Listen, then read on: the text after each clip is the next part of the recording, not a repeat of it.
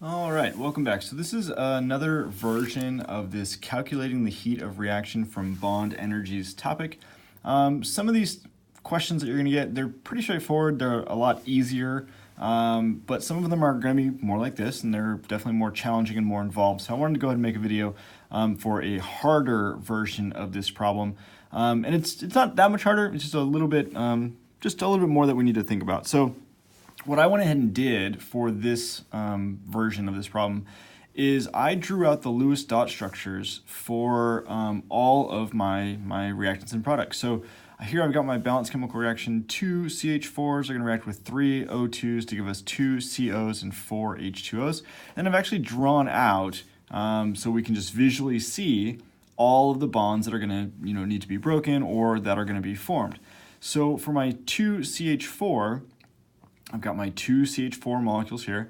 I could go ahead and count the number of CH bonds that are going to be broken. All of these CH bonds are going to need to be broken, and all of these O2 bonds are going to need to be broken, and then likewise all of these are going to be formed. So what I would do next, I guess, would just be to sort of calculate or group together.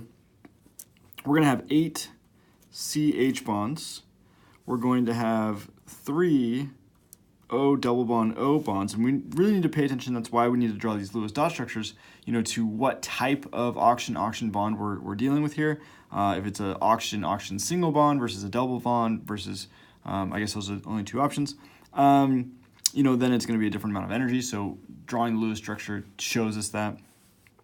2 CO triple bonds, and then 1, 2, 3, 4, 5, 6, 7, 8 hydrogen oxygen bonds. So, all of these lines, anywhere where we're seeing bonds, we need to take those into account. And then I'm going to go ahead and look up, the bond energy for my carbon, hydrogen, my oxygen, oxygen, so on and so forth. So just using the bond energies, table from the ALEKS data tab. So click here and then go to the data tab. We'll find that the CH bonds, the energy is 413 kilojoules. The oxygen-oxygen double bond is 495 kilojoules. The carbon-oxygen triple bond is 1,072 kilojoules. And then the oxygen-hydrogen bond is 463 kilojoules. So again, I'm getting those numbers just from the ALEKS data tab. Now I'm going to calculate what these totals are. So 8 times 413 gives us a total of 3,304 kilojoules. That's the amount of energy that's going to be needed to break all of these carbon-hydrogen bonds. Same thing over here. We're going to have 3 times 495 is 1,485 kilojoules. And then these two numbers together, that's going to give us 4,789. So this is the amount of energy. This is the total amount of energy. Oh, can't see that.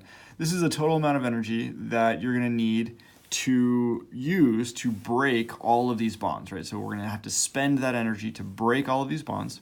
And then over here, we're going to get that energy back essentially, right? That's going to be energy that's being released.